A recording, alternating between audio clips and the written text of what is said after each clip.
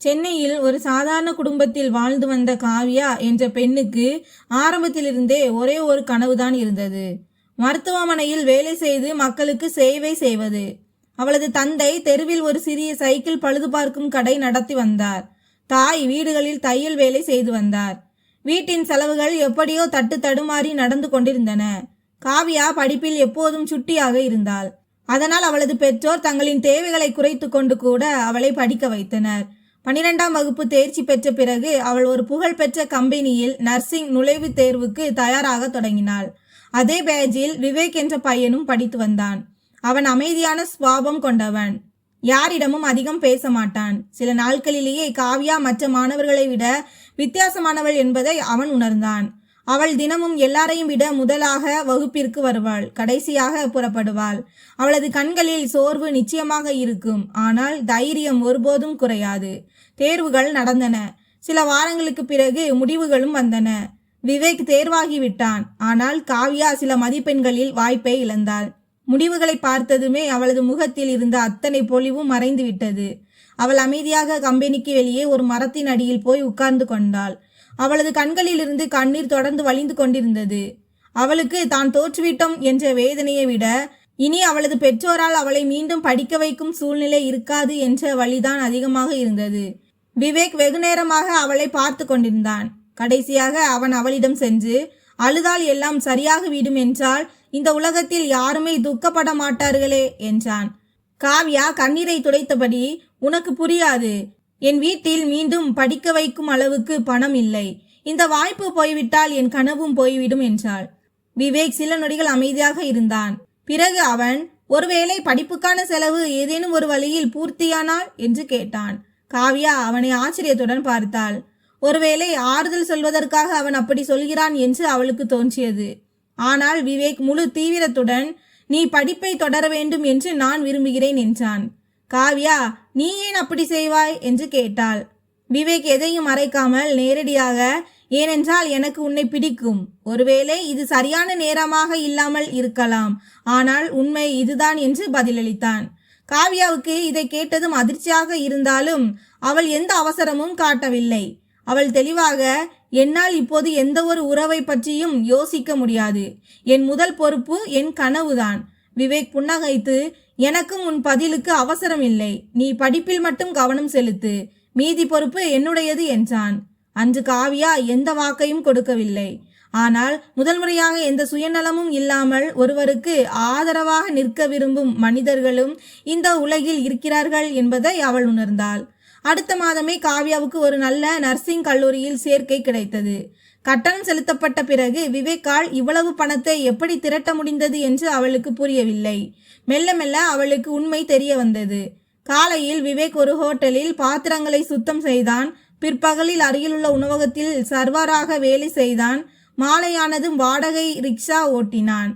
இரவில் எல்லா வேலைகளும் முடிந்த பிறகுதான் அவன் தன் படிப்பை படிப்பான்.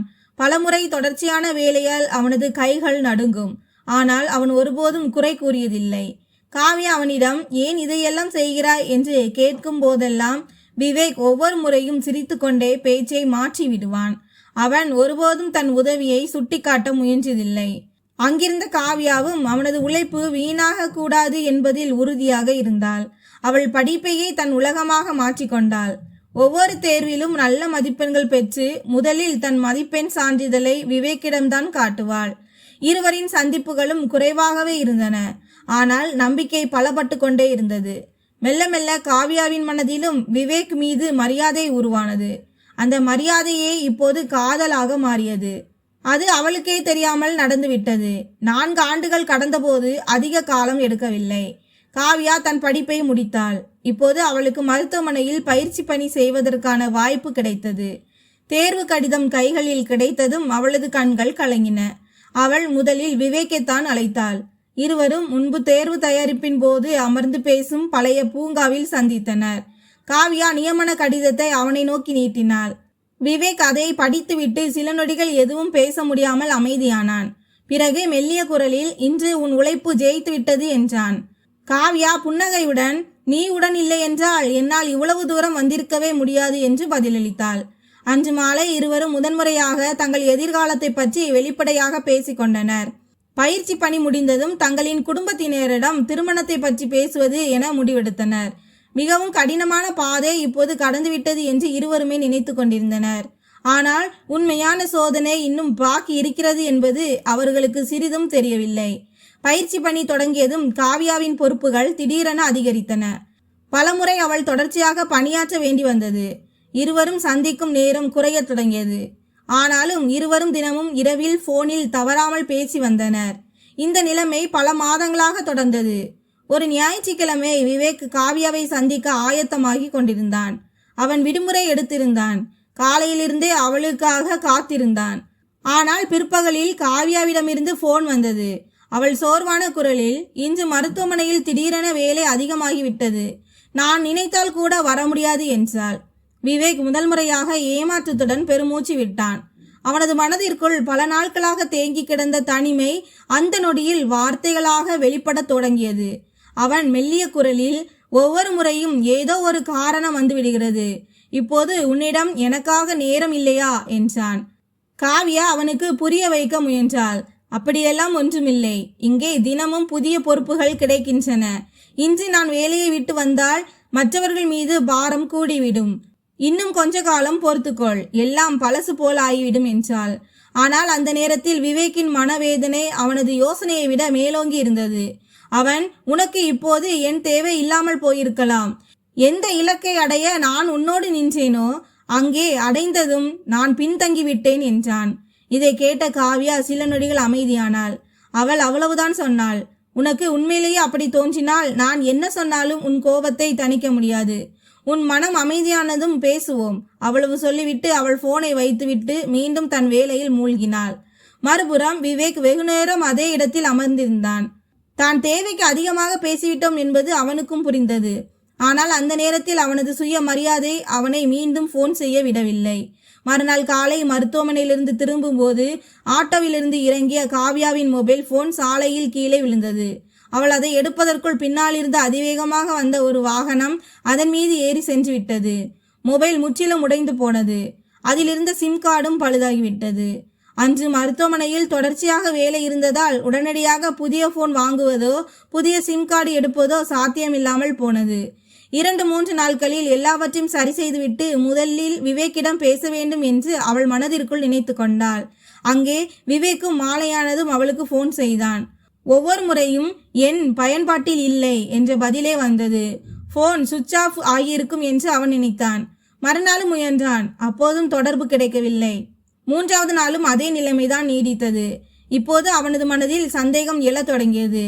காவ்யா வேண்டுமென்றே அவனிடமிருந்து இடைவெளியை வளர்த்து கொண்டாள். அவசரப்பட்டு முடிவெடுக்க கூடாது என்று அவன் பலமுறை தனக்குத்தானே சமாதானம் சொல்லி கொண்டான். ஆனால் ஒவ்வொரு தோல்வியடைந்த அழைப்பும் அவனது மனதில் இருந்த நம்பிக்கையை இன்னும் கொஞ்சம் உடைக்கத் தொடங்கியது. தொடர்ச்சியாக 1 வாரம் முழுவதும் எந்த பேச்சும் இல்லாததால் விவேக் முற்றிலும் உடைந்து போனான். அவன் தன் அறைக்குள் தன்னைத்தானே பூட்டி கொண்டான். வேலைக்கு செல்வதையும் நிறுத்திவிட்டான். நாள் முழுவதும் அமைதியாக உட்கார்ந்திருப்பான். இரவில் பழைய புகைப்படங்களை பார்த்து கொண்டிருப்பான். காவ்யாவை முதலில் அழுவதை பார்த்ததும் அவளது கனவை தன் கனவாக மாற்றிக்கொண்டதும் அவனுக்கு மீண்டும் மீண்டும் நினைவுக்கு வந்தது. எந்த பெண்ணுக்காக தான் தன் வாழ்க்கையையே மாற்றினானோ அவளே எதுவும் சொல்லாமல் சென்றுவிட்டாளே என்று நினைத்துதான் அவனுக்கு அதிக வேதனை ஏற்பட்டது. கடைசியாக ஒரு நாள் காலையில் அவன் இனி யாருக்காகவும் காத்திருக்க கூடாது என்று முடிவெடுத்தான். அவன் தன் பழைய சிம் கார்டை கழற்றி உடைத்துவிட்டு புதிய எண்ணை வாங்கினான். அன்று மாலையே வாடகை அறையையும் காலி செய்தான். யாருக்கும் எதுவும் சொல்லாமல் அவன் அங்கிருந்து புறப்பட்டு சென்றான்.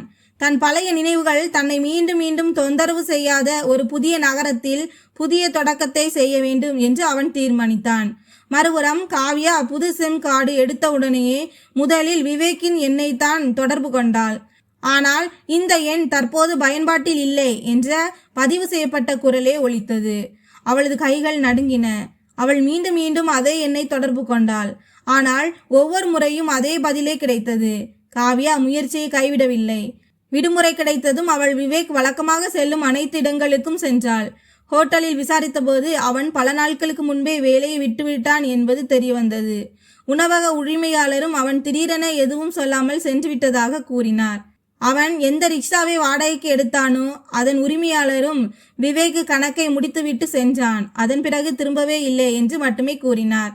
காவ்யாவுக்கு முதல் முறையாக தான் விவேக்கை பற்றி மிக குறைவாக அறிந்து வைத்திருக்கிறோம் என்பது புரிந்தது.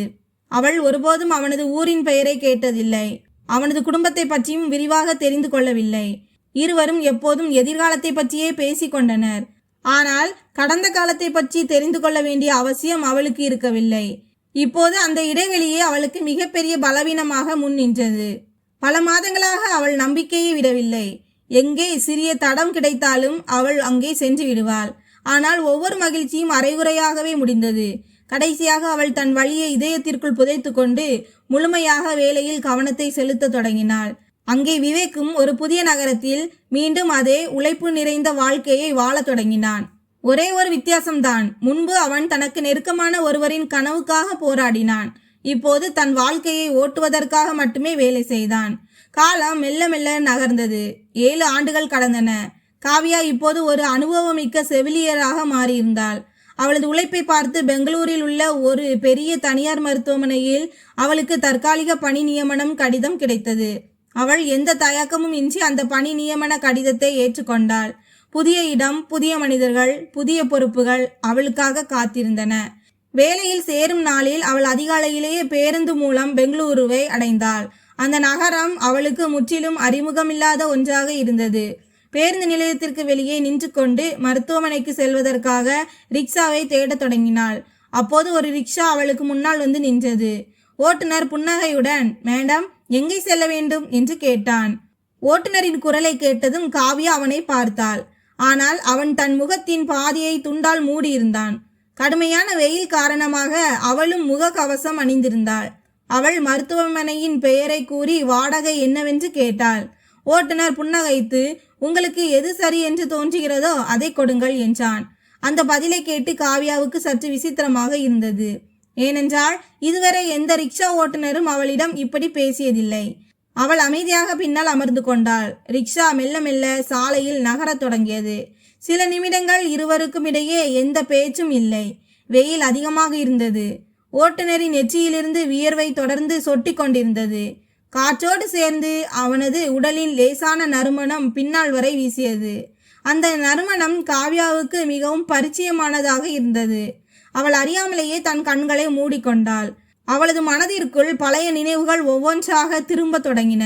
அதே எளிமை, அதே உணர்வு. அவள் தனக்குத்தானே சமாதானம் சொல்லிக் கொண்டாள். ஒருவேளை இது தன் பிரம்மையாகத்தான் இருக்கும் என்று.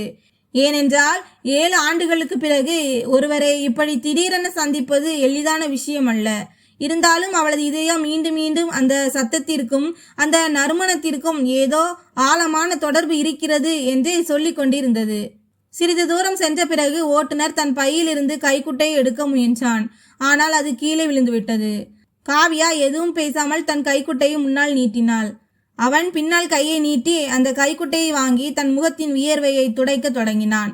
கைக்குட்டை தன் கையில் கிடைத்ததும் அவன் ஒரு நொடி திகைத்து நின்றான். அந்த கைக்குட்டையிலிருந்து அதே லேசான நறுமணம் வீசியது. அதை அவனால் ஒருபோதும் மறக்க முடியாமல் இருந்தது. அவன் மெல்ல ரிக்ஷாவை சாலையோரமாக நிறுத்தினான். சில வினாடிகள் பின்னால் பார்க்காமல் அமைதியாக அமர்ந்திருந்தான். பிறகு தைரியத்தை வரவழைத்து கொண்டு திரும்பினான். காவ்யாவின் கண்களில் கண்ணீர் நிறைந்திருந்தது. இருவரின் பார்வைகளும் ஒன்றோடொன்று மோதின. காலம் அங்கே உறைந்து நின்றது போலிருந்தது. ஓட்டுநரின் உதடுகள் நடுங்கின. அவனது வாயிலிருந்து ஒரே ஒரு சொல் மட்டுமே வந்தது, காவ்யா. அந்த சத்தத்தை கேட்டதும் காவ்யா தன் முக கவசத்தை கீழே இறக்கினாள். எதிரே அவள் 7 ஆண்டுகளாக ஒவ்வொரு கூட்டத்திலும் தேடிய அந்த முகம் இருந்தது. விவேக் சில நொடிகள் அவளையே பார்த்து கொண்டிருந்தான். எவளது நினைவில் தான் தன் முழு வாழ்க்கையையும் மாற்றி கொண்டானோ அவள் இன்று தன் முன்னே அமர்ந்திருக்கிறாள் என்பதை அவனால் நம்பவே முடியவில்லை. காவ்யாவின் கண்களிலிருந்து கண்ணீர் வழிந்தோடியது. அவள் நடுங்கும் குரலில், நீ எதுவும் சொல்லாமல் எங்கே சென்று விட்டாய் என்று கேட்டாள். விவேக் பெருமூச்சு விட்டு, நான் உனக்கு எத்தனையோ முறை போன் செய்தேன். ஒவ்வொரு முறையும் உன் எண் ஸ்விட்ச் ஆஃப் என்றே வந்தது. நீ என்னை உன் வாழ்க்கையிலிருந்தே தூக்கி எறிந்து விட்டாய் என்று நான் நினைத்தேன் என்றான். காவ்யா உடனடியாக, என் போன் உடைந்து விட்டது. புதிய சிம் கார்டு கிடைக்க பல நாட்கள் ஆகின. நான் உனக்கு போன் செய்த போது உன் எண் சுவிட்ச் ஆஃப் ஆக இருந்தது என்று பதிலளித்தாள். விவேக் ஆச்சரியத்துடன் அவளை பார்த்தான். உண்மையாகவா என்று கேட்டான்.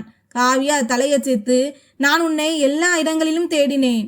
ஹோட்டலுக்கு சென்றேன், உணவகத்திற்கு சென்றேன், நீ வேலை செய்த ரிக்ஷா உரிமையாளரிடமும் சென்றேன். ஆனால் நீ எங்குமே கிடைக்கவில்லை என்றாள். இதை கேட்டதும் விவேக்கின் கண்கள் கலங்கின. இத்தனை ஆண்டுகளாக தான் சுமந்து கொண்டிருந்த துரோகம் என்ற பாரம் உண்மையில் நடக்கவே இல்லை என்பதை அவன் முதல் முறையாக உணர்ந்தான். இருவரின் மௌனத்திலும் மன வருத்தம் மட்டுமே இருந்தது.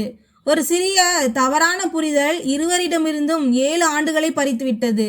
அன்று இருவரில் யாராவது ஒருவர் பொறுமை காத்திருந்தால் ஒருவேளை அவர்களின் வாழ்க்கை முற்றிலும் வேறு விதமாக இருந்திருக்கும். சிறிது நேரத்திற்கு பிறகு விவேக் தன்னை சமாளித்து கொண்டு, இப்போது நீ எப்படி இருக்கிறாய் என்று கேட்டான். காவ்யா லேசான புன்னகையுடன், இன்றிலிருந்து இங்கேதான் வேலை தொடங்குகிறேன் என்றாள். பிறகு மெல்ல தன் பார்வையை கீழே தாழ்த்தினாள். விவேக் அவளது முகத்தில் மாறிய உணர்ச்சியை கவனித்து விட்டான்.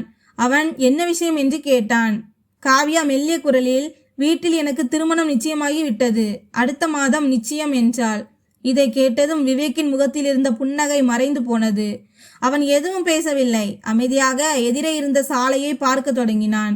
அவனது மனதிற்குள் எல்லாமே ஒரே நேரத்தில் நொறுங்கி விழுந்தது போல் இருந்தது. காவ்யாவும் அமைதியாக இருந்தாள். இந்த உண்மையை மறைக்க முடியாது என்பது அவளுக்கு தெரியும். சில நிமிடங்களுக்கு பிறகு விவேக், நான் சில நாட்களுக்கு முன்பே கிடைத்திருந்தாள் என்று கேட்டான். காவ்யா கலங்கிய குரலில், நான் ரொம்ப காலம் காத்திருந்தேன். எந்த தகவலும் கிடைக்காத போது பெற்றோரின் விருப்பத்திற்கு பணிய வேண்டியதாயிற்று என்றாள். இருவரிடமும் இப்போது யாரையும் குற்றம் சொல்வதற்கு காரணம் இருக்கவில்லை. தவறு சூழ்நிலையினுடையது. ஆனால் தண்டனையை இருவரும் சமமாக அனுபவித்துக் கொண்டிருந்தார்கள். மருத்துவமனையின் முதன்மை வாயில் எதிரே தெரிய தொடங்கியது. விவேக் ரிக்ஷாவை மெதுவாக நிறுத்தினான். காவ்யா கீழே இறங்க தொடங்கினாள். ஆனால் அவளது அடிகள் முன்னோக்கி நகரவில்லை. அவள் திரும்பி விவேக்கை பார்த்து, நாம் குறைந்தபட்சம் நண்பர்களாகவது பேசிக்கொள்ளலாமா என்று கேட்டாள். விவேக் சில நொடிகள் அமைதியாக இருந்தான். பிறகு தன் பையிலிருந்து ஒரு சிறிய காகிதத்தை எடுத்தான். அதில் தன் மொபைல் எண்ணை எழுதி அவளிடம் நீட்டினான். காவ்யா அந்த காகிதத்தை பத்திரமாக தன் பையினுள் வைத்து கொண்டாள். இருவரும் ஒருவரை ஒருவர் பார்த்து கொண்டிருந்தனர். ஆனால் பேசுவதற்கு இருவரிடமும் வார்த்தைகள் மீதம் இருக்கவில்லை. மருத்துவமனைக்குள் செல்வதற்கு முன் காவ்யாவின் மனதிற்குள் ஒரு முடிவு உருவாக தொடங்கியது. அன்று நாள் முழுவதும் அவள் வேலை செய்தாலும் அவளது மனம் மீண்டும் மீண்டும் விவேக்கின்மிடமே சென்று கொண்டிருந்தது. மாலையில் பணி முடிந்ததும் விவேக் கொடுத்த அதே எண்ணிற்கு அவள் போன் செய்தாள். மறுமுனையிலிருந்து ஹலோ என்ற குரல் வந்தது. காவ்யா சில நொடிகள் அமைதியாக இருந்தாள்.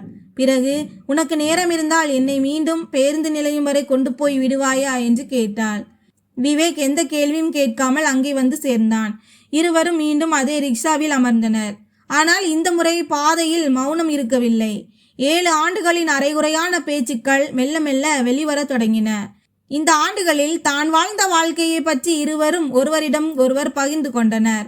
கோபத்தில் தான் அந்த உறவை முறித்திருக்க கூடாது என்பதை விவேக் ஒப்புக்கொண்டான். காவ்யாவும் முன்பே விவேக்கின் வீடு அல்லது குடும்பத்தை பற்றிய தகவல்களை ஏதேனும் ஒரு வழியில் தெரிந்து வைத்திருக்க வேண்டும் என்று கூறினாள். கடந்து போன காலம் மீண்டும் வராது என்பது இருவருக்குமே தெரியும். ஆனால் உண்மை வெளியே வந்த பிறகு மனதின் பாரம் நிச்சயமாக குறைந்திருந்தது. அந்த உரையாடலின் போதே காவ்யா, என்னால் வேறு ஒருவருடன் முழு உண்மையோடு வாழ முடியாது, நான் அவரிடம் உண்மையை சொல்லிவிட வேண்டும் என்றாள். விவேக் முதலில் வேண்டாம் என்றான். ஆனால் பிறகு, உண்மையை சொல்வதனால் எந்த அழுத்தமும் இல்லாமல் சொல், முடிவை அவரே எடுக்கட்டும் என்றான். மறுநாள் காவ்யா தன் நிச்சயிக்கப்பட்ட மணமகன் ஆதித்யாவை சந்திக்க அழைத்தான். ஆதித்யா சரியான நேரத்திற்கு வந்து சேர்ந்தான். காவ்யாவின் முகம் இயல்பாக இல்லை என்பதை அவன் கவனித்தான். அவளது கண்களில் இரவு முழுவதுமான பதற்றம் தெளிவாக தெரிந்தது. அவள் நாற்காலியில் அமர்ந்திருந்தாலும் மீண்டும் மீண்டும் தன் கை விரல்களை பிசைந்து கொண்டிருந்தாள். ஆதித்யா அவளுக்கு எதிரே அமர்ந்து லேசான புன்னகையுடன், எல்லாம் நலந்தானே என்று கேட்டான். காவ்யா சில நொடிகள் எந்த பதிலும் சொல்லவில்லை. அவள் ஆழமாக மூச்சு விட்டாள். ஒரு மடக்கு தண்ணீர் குடித்து தன்னை சமாளித்துக் கொள்ள முயன்றாள். பிறகு மெல்லிய குரலில், இன்று நான் என் வாழ்க்கையை பற்றிய ஒரு விஷயத்தை உன்னிடம் சொல்லப் போகிறேன். அதை மறைத்து கொண்டு என்னால் திருமணம் செய்ய முடியாது. இன்று உண்மையை கூறாவிட்டால் என் ஆயுள் முழுவதும் என் கண்ணிலேயே நான் தாழ்ந்து போய்விடுவேன் என்றாள். ஆதித்யா குறுக்கிடாமல், நீ தயங்காமல் பேசு, நான் முழு விஷயத்தையும் கேட்க விரும்புகிறேன் என்றான். அதன் பிறகு காவ்யா தன் வாழ்க்கையின் ஒவ்வொரு உண்மையையும் கூற தொடங்கினாள்.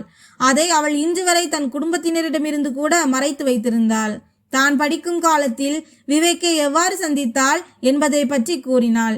அவளது வீட்டின் பொருளாதார நிலை எவ்வளவு மோசமாக இருந்தது என்பதையும் மேல் படிப்பு ஏறக்குறைய சாத்தியமில்லாமல் போனதையும் விளக்கினாள். பிறகு எவ்வாறு விவேக் எந்த சுயநலமும் இன்றி அவளுக்கு உதவ முடிவெடுத்தான் என்பதை கூறினாள். அவன் தன் கனவை பின்னுக்கு தள்ளிவிட்டு அவளது படிப்பை தன் பொறுப்பாக மாற்றிக்கொண்டான். காலையில் ஹோட்டலில் பாத்திரங்களை கழுவினான். பிற்பகலில் உணவகத்தில் சர்வராக வேலை செய்தான். மாலையில் ரிக்ஷா ஓட்டி பணம் சம்பாதித்தான். பல நாட்களாக அவன் தனக்கு புதிய ஆடைகளை கூட வாங்கி கொள்ளவில்லை. ஆனால் காவ்யாவின் படிப்புக்கான கட்டணத்தை ஒருபோதும் நிற்க விடவில்லை. தன் ஒவ்வொரு சிறிய பெரிய வருமானத்தையும் அவளது படிப்பிற்காகவே செலவழித்தான். பேச பேச காவ்யா பல முறை உணர்ச்சி வசப்பட்டாள். ஆனால் அவள் முழு தைரியத்தையும் திரட்டி தொடர்ந்து கூறினாள். அவன் ஒருபோதும் தன் உதவியை சுட்டி காட்டியதில்லை. நான் எப்போது என் சொந்த காலில் நிற்கிறேனோ அதுவே எனக்கு மிகப்பெரிய மகிழ்ச்சி என்று எப்போதும் கூறுவான். இதன் பிறகு காவ்யா தன் வாழ்க்கையை மாற்றி அந்த திருப்பத்தை பற்றியும் கூறினாள். அவள் ஒரு நாள் மருத்துவமனை வேலையின் காரணமாக என்னால் அவனை சந்திக்க செல்ல முடியாமல் போனது. அவன் கோபமடைந்தான். மறுநாள் என் மொபைல் உடைந்து விட்டது. புதிய சிம் கார்டு எடுக்க பல நாட்கள் ஆகின. அங்கே நான் அவனை விட்டு விலகிவிட்டதாக நினைத்து கொண்டான். அவன் தன் எண்ணை மாற்றிக்கொண்டு ஊரை விட்டே சென்று விட்டான். நான் புதிய எண் வாங்கி அவனுக்கு போன் செய்தபோது அவன் உலகின் ஏதோ ஒரு மூலைக்கு சென்று விட்டிருந்தான். நான் அவனை ரொம்பவும் தேடினேன். அவன் வேலை செய்த இடங்களில் எல்லாம் கேட்டேன். அவனது பழைய அறை வரை சென்றேன். ஆனால் எனக்கு எங்குமே எந்த தடமும் கிடைக்கவில்லை. எனக்கு அவனது ஊரின் பெயர் கூட தெரிந்திருக்கவில்லை. மெல்ல மெல்ல என்னை வேலையில் அமைத்து கொண்டேன். ஆனால் இதயத்திலிருந்து அவனை ஒருபோதும் தூக்கி எறிய முடியவில்லை. பிறகு அவள் 7 ஆண்டுகளுக்கு பிறகு நடந்த சந்திப்பை பற்றி குறிப்பிட்டாள். பெங்களூரில் வேலைக்கு சென்ற முதல் நாளில் பேருந்து நிலையத்தில் ஒரு ரிக்ஷா தனக்கு முன்னே வந்து நின்றதை கூறினாள். அந்த ரிக்ஷா ஓட்டியவன் விவேக் என்பதும் தெரிய வந்தது. முதலில் இருவராலும் ஒருவரை ஒருவர் அடையாளம் காண முடியவில்லை. பிறகு ஒரு கைக்குட்டை, ஒரு நறுமணம் மற்றும் சில நொடிகள் நீடித்த மௌனம் 7 ஆண்டுகால இடைவெளியை முடிவுக்கு கொண்டு வந்தது. இருவரில் யாருமே துரோகம் செய்யவில்லை என்பதும் இருவருக்கும் இடையே சூழ்நிலையால் வந்த தவறான புரிதல் மட்டுமே இருந்தது என்பதும் அன்றே இருவருக்கும் புரிந்தது. இதை சொல்லும்போது காவ்யாவின் கண்களிலிருந்து கண்ணீர் வழிந்தோடியது. அவள் நடுங்கும் குரலில், நான் எல்லாவற்றையும் மறந்துவிட்டு ஒரு புதிய வாழ்க்கையை தொடங்க எவ்வளவோ முயன்றேன். ஆனால் உண்மை என்னவென்றால் நான் இன்றைக்கும் விவேக்கை நேசிக்கிறேன். அதனால் உன்னிடம் பொய் சொல்லி என்னால் திருமணம் செய்து கொள்ள முடியாது என்றாள். முழு கதையையும் கேட்ட பிறகு ஆதித்யா வெகுநேரம் அமைதியாக அமர்ந்திருந்தான். அவனது முகத்தில் கோபம் இல்லை, மாறாக ஒரு தீவிரமான யோசனை இருந்தது.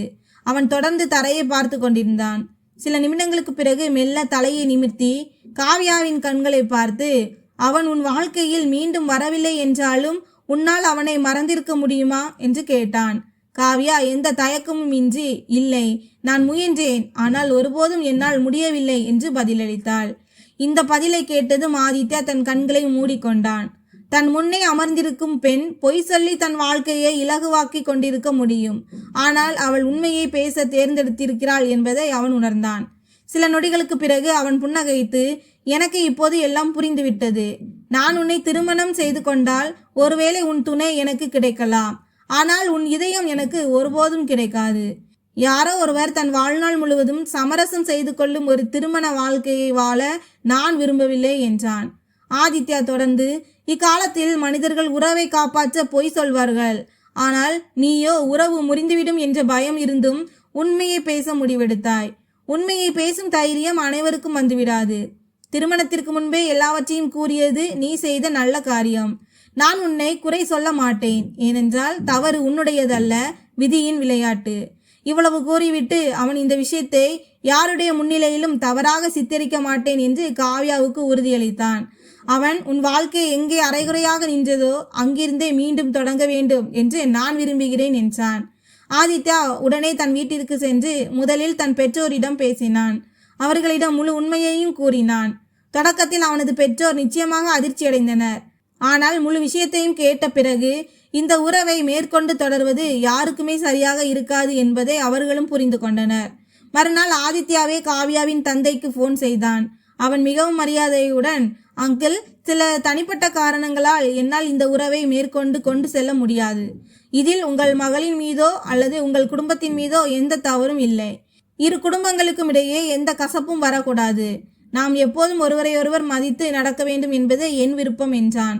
காவ்யாவின் தந்தைக்கு தொடக்கத்தில் வருத்தமாக இருந்தாலும் அவர் அந்த பேச்சை அதோடு முடித்து கொண்டார். இங்கே காவ்யா நிம்மதி பெருமூச்சு விட்டாள். அவள் உடனே விவேக்கிற்கு போன் செய்து நடந்த அனைத்து விஷயங்களையும் கூறினாள். விவேக்கால் சில நொடிகள் எதுவும் பேச முடியவில்லை. விதி தங்களுக்கு மீண்டும் ஒரு வாய்ப்பை அளித்திருக்கிறது என்பதை அவனால் நம்பவே முடியவில்லை. சில நாட்களுக்கு பிறகு அவன் தன் பெற்றோரை அழைத்து கொண்டு சென்னை வந்தடைந்தான். இந்த முறை அவன் எந்த விஷயத்தையும் அரைகுறையாக விட்டுவிடவில்லை. இரு குடும்பத்தினரும் நேருக்கு நேர் அமர்ந்தனர். விவேக்கின் பெற்றோர் மிகவும் எளிமையாக பெண் கேட்டனர். காவ்யாவின் பெற்றோர் மகளிடம் அவளது விருப்பத்தை கேட்டனர். காவ்யா முதல் முறையாக எந்த தயக்கமுமின்றி புன்னகையுடன் சம்மதம் தெரிவித்தாள். அவளது தந்தையும் மகிழ்ச்சியுடன் இந்த உறவை ஏற்றுக்கொண்டார். சில மாதங்களிலேயே இருவரின் எளிய திருமணம் முழு குடும்பத்தின் முன்னிலையில் சிறப்பாக நடைபெற்று முடிந்தது. திருமண நாளன்று விவேக் காவ்யாவிடம், அன்று நாம் இருவரும் ஒருவர் மீது ஒருவர் இன்னும் கொஞ்சம் நம்பிக்கை வைத்திருந்தால் அந்த 7 ஆண்டுகள் வீணாயிருக்காது என்றான். காவ்யா புன்னகைத்து, இனி மீதமுள்ள வாழ்க்கையில் இந்த தவறை ஒருபோதும் மீண்டும் செய்ய மாட்டோம் என்றாள். இருவரும் ஒருவரின் கையை ஒருவர் பிடித்து கொண்டனர். அவர்களின் கண்களில் மகிழ்ச்சி இருந்தது. ஆனால் அந்த 7 ஆண்டுகளின் ஏக்கம் எப்போதும் மறக்க முடியாத ஒரு பாடமாக மாறியிருந்தது. திருமணத்திற்கு பிறகும் காவ்யா மருத்துவமனை வேலையை தொடர்ந்தாள். விவேக் தன் கடின உழைப்பால் ஒரு சிறிய டிரான்ஸ்போர்ட் தொழிலை தொடங்கினான். எவ்வளவு பெரிய பிரச்சனை வந்தாலும் ஒருபோதும் பேச்சை நிறுத்தக்கூடாது என்றும் எந்த ஒரு தவறான புரிதலையும் தங்கள் உறவை விட பெரிதாக மாறவிடக்கூடாது என்றும் இருவரும் முடிவெடுத்தனர். காலம் கடந்தது. அவர்களின் இல்லம் நம்பிக்கை, மரியாதை மற்றும் உண்மையான அன்பால் நிறைந்தது. எந்த கனவை வறுமையும் தவறான புரிதலும் ஒரு காலத்தில் தடுத்து நிறுத்தியதோ அதே கனவை இப்போது இருவரும் இணைந்து புன்னகையுடன் வாழ்ந்து கொண்டிருந்தனர். நண்பர்களே, எந்த ஒரு உறவிலும் நம்பிக்கையும் உரையாடலும் ஒருபோதும் முறிந்துவிடக் கூடாது என்பதே இக்கதை உணர்த்தும் பாடமாகும். பல நேரங்களில் துரோகம் அல்ல, ஒரு சிறிய தவறான புரிதலே முழு வாழ்க்கையையும் மாற்றிவிடுகிறது. ஒவ்வொரு உறவிலும் பொறுமை, நம்பிக்கை மற்றும் வெளிப்படையாக பேசும் பழக்கம் இருக்க வேண்டும் என்பது மட்டுமே இக்கதையின் நோக்கமாகும். ஏனென்றால் ஒரு தவறான முடிவு பல ஆண்டுகளின் மகிழ்ச்சியை பறித்துவிடும். இந்த கதை உங்கள் இதயத்தை தொட்டிருந்தால் வீடியோவை லைக் செய்யுங்கள், சேனலை சப்ஸ்கிரைப் செய்து உங்கள் நண்பர்களுடன் பகிர்ந்து கொள்ளுங்கள். அடுத்த இதயத்தை தொடும் கதையில் சந்திப்போம். நன்றி.